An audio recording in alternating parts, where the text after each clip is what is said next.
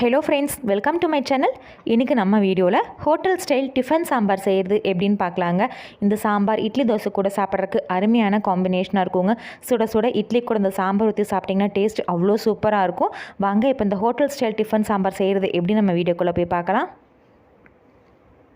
சாம்பார் செய்யறதுக்காக ஸ்டவ்வில் ஒரு குக்கர் வச்சுருக்கீங்க. அதில் ஒரு கப் அளவுக்கு பாசிப்பருப்பு எடுத்துருக்கீங்க. நான் மெஷரிங் கப் இருந்தால் மெஷரிங் கப்பில் எடுத்துக்கோங்க. இல்லைன்னா நீங்கள் எந்த கப்பில் பாசிப்பருப்பு எடுக்கிறீங்களோ அதே கப்பில் மற்ற பொருளெல்லாம் அளந்துக்கோங்க. நான் எடுத்திருந்த பாசிப்பருப்பை குக்கரில் சேர்த்து ஒரு 5 நிமிஷம் லோ ஃப்ளேமில் வச்சு நல்லா வறுத்து எடுத்துக்கலாங்க. பொங்கலுக்காகட்டும் இந்த மாதிரி டிஃபன் சாம்பார் வைக்கிறதுக்காகட்டும் நீங்கள் பாசிப்பருப்பு சேர்க்கும் போது வறுத்து சேர்த்திங்கன்னா தான் நல்லா டேஸ்ட்டாக இருக்கும். இல்லைனா அந்த பாசிப்பருப்போட பச்சை வாசனை அந்த சாம்பாருக்கு அவ்வளோ டேஸ்ட் கொடுக்காது. நீங்கள் வறுத்து சேர்த்திங்கன்னா அந்த மனமே சாம்பாருக்கு எக்ஸ்ட்ரா டேஸ்ட் கொடுக்குங்க. ஒரு 5 நிமிஷம் இந்த மாதிரி நல்லா பொன்னிறமாக வறுத்ததுக்கு அப்புறமா ஒரு அரை கப் அளவுக்கு துவரம்பருப்பு, எந்த கப்பில் பாசிப்பருப்பு எடுத்தோமோ அதே கப்பில் துவரம்பருப்பு எடுத்துருக்கேன். எடுத்து நல்லா கலந்து எடுத்துக்கலாம். துவரம்பருப்பு வந்து வறுக்க தேவையில்லைங்க. துவரம்பருப்பு சேர்த்ததுமே ஃப்ளேம் ஆஃப் பண்ணிவிட்டு குக்கரில் சூடு இல்லாமல் நல்லா ஆறினதுக்கு அப்புறமா 2-3 டைம் நல்லா கழிஞ்சு எடுத்துக்கலாம். இப்போ பாருங்கள், நான் பருப்பை 2-3 டைம் நல்லா கழிஞ்சு எடுத்து வச்சுருக்கேன். இது கூட எந்த கப்பில் பாசிப்பருப்பு எடுத்தோனோ அதே கப்பில் ஒரு கப் அளவுக்கு சின்ன வெங்காயம் எடுத்திருக்கீங்க. சின்ன வெங்காயமாக இருக்கிறதுனால நான் அப்படியே முழுசாக சேர்த்துக்கிறேன். நீங்கள் பெரிய சைஸில் இருந்தால் கட் பண்ணி சேர்த்துக்கோங்க. நீங்கள் சின்ன வெங்காயத்துக்கு பதிலாக சின்ன வெங்காயம் பாதி பெரிய வெங்காயம் பாதி ரெண்டும் சேர்த்தும் செய்யலாம், நல்லா டேஸ்ட்டாக இருக்குங்க. இது கூடயே மீடியம் சைஸ் நாட்டு தக்காளி 3 எடுத்திருக்கீங்க. இது நல்லா பொடி பொடியாக கட் பண்ணி அதை சேர்த்துக்கலாம். இந்த சாம்பாருக்கு நாட்டு தக்காளி தான் நல்லா டேஸ்ட்டு கொடுக்கும். அதனால் நாட்டு தக்காளியை சேர்த்துக்கோங்க. இப்போ நான் ஸ்லைசஸாக கட் பண்ணி அதை பருப்பில் சேர்த்துருக்கீங்க. அடுத்ததான் இது கூட 2 பிஞ்ச் அளவுக்கு பெருங்காயத்தூள் சேர்த்துக்கலாங்க. பெருங்காயத்தூள் சேர்த்ததுக்கப்புறமா ஒரு உருளைக்கிழங்கு எடுத்து இந்த மாதிரி சின்ன பீஸஸாக கட் பண்ணி வச்சுருக்கேன், அதை சேர்த்துக்கலாம். நான் எனக்கு உருளைக்கிழங்கு மட்டும்தான் சேர்க்குறேன். நீங்கள் இது கூட கத்திரிக்காய், முருங்கைக்காய் நீங்கள் விருப்பப்பட்ட எந்த காய் வேணாலும் சேர்த்து செய்யலாங்க, நல்லாயிருக்கும். இது கூட ஒரு 3/4 ஸ்பூன் அளவுக்கு சாம்பார் தூள் சேர்த்துக்கலாங்க. கூடவே 2 பிஞ்ச் அளவுக்கு மஞ்சள் தூள், ஒரு அரை டேபிள் ஸ்பூன் அளவுக்கு உப்பு, இது எல்லாத்தையும் சேர்த்துட்டு ஒரு 3/4 லிட்டர் அளவுக்கு தண்ணி சேர்த்துக்கலாங்க. ஏன்னா பாசிப்பருப்பு நல்லா வெந்ததுக்கப்புறமா திக்னஸ் கொடுக்கும் சாம்பாருக்கு. அதனால் நான் இன்றைக்கி 3/4 லிட்டர் அளவுக்கு தண்ணி சேர்த்துருக்கேங்க. சேர்த்துட்டு நல்லா கலந்து எடுத்துக்கலாம். இது நல்லா கலந்ததுக்கப்புறமா இதுக்கு ஒரு மூடி போட்டு மீடியம் ஃப்ளேமில் வச்சு ஒரு 4-5 விசில் முடிக்கும் விட்டு வேக வச்சு எடுத்துக்கலாங்க. வேகட்டும், பார்க்கலாம். பருப்பு வெந்துட்டுருக்க டைமில் நம்ம இந்த டிஃபன் சாம்பாருக்கு தேவையான மசாலா, ஃப்ரெஷ்ஷான மசாலா அரைச்சி எடுத்துக்கலாங்க. அதுக்கு ஒரு பேனில் 2 டேபிள் ஸ்பூன் அளவுக்கு வரமல்லி சேர்த்துருக்கேங்க. கூடவே 1 டேபிள் ஸ்பூன் அளவுக்கு சீரகம் சேர்த்துக்கலாம். அது கூடவே ஒரு 1/4 டேபிள் ஸ்பூன் அளவுக்கு வெந்தயம், ஒரு 10-15 வெந்தயம் சேர்த்துக்கலாங்க.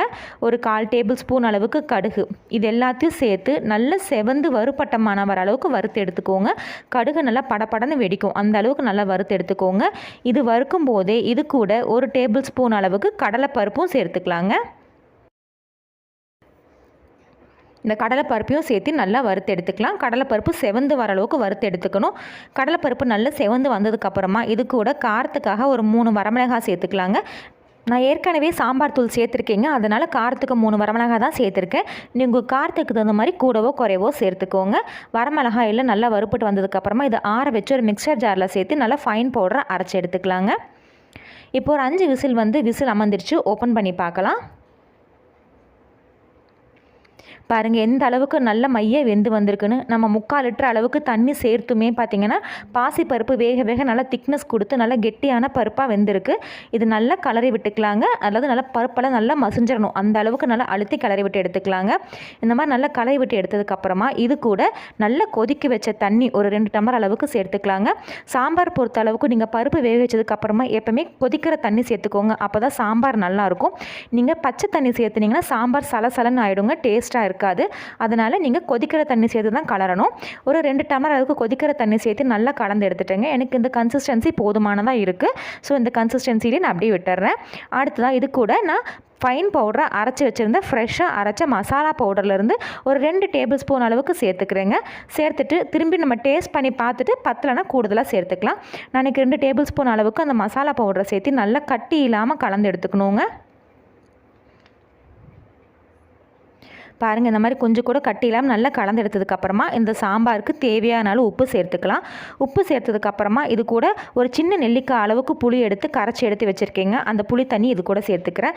சேர்த்துட்டு உப்பு புளி காரம் எல்லாம் சரி பார்த்துட்டு பத்தலைன்னா கூடுதலாக சேர்த்துக்கலாங்க. ஒரு 5 நிமிஷம் நல்லா தளன்னு கொதிக்க வச்சு எடுத்துக்கலாம்.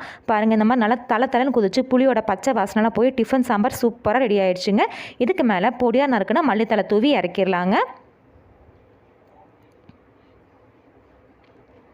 அடுத்ததாக நம்ம டிஃபன் சாம்பாருக்கு தாளிப்பு சேர்த்துக்கலாம். தாளிக்கிறதுக்காக ஸ்டவ்வில் ஒரு பேன் வச்சுருக்கீங்க. அதில் 1 ஸ்பூன் அளவுக்கு எண்ணெய் சேர்த்துக்கலாங்க. எண்ணெய் நல்லா சுடனதுக்கப்புறமா அதில் 1 டேபிள் ஸ்பூன் அளவுக்கு கடுகு சேர்த்துக்கலாம். கடுகு பொரிஞ்சதுக்கப்புறமா அதில் ஒரு 1/2 டேபிள் ஸ்பூன் அளவுக்கு சீரகம் சேர்த்துருக்கேன். சீரகம் பொரிஞ்சது 2 வரமிளகாய் கிள்ளி சேர்த்துக்கலாங்க. ஒரு கைப்பிடி அளவுக்கு கருவேப்பிலை சேர்த்துக்கலாம். இது எல்லாத்தையும் சேர்த்து நல்லா வதக்கி எடுத்துக்கலாம். கருவேப்பிலை நல்லா மொறுன்னு வதங்கினதுக்கப்புறமா நம்ம ரெடி பண்ணி வச்சுருந்த சாம்பார் இந்த தாளிப்பு சேர்த்துடலாங்க. அவ்வளோதாங்க, சுவையான டிஃபன் சாம்பார் ரெடி. ஃப்ரெண்ட்ஸ், நீங்களும் இந்த சாம்பார் ரெசிபியை ட்ரை பண்ணி பாருங்கள். ட்ரை பண்ணி பார்த்துட்டு கமெண்ட்ஸுங்களை சொல்லுங்கள். உங்களுக்கு இந்த வீடியோ பிடிச்சிருந்தால் மறக்காமல் சப்ஸ்கிரைப் பண்ணுங்கள். தேங்க்யூ.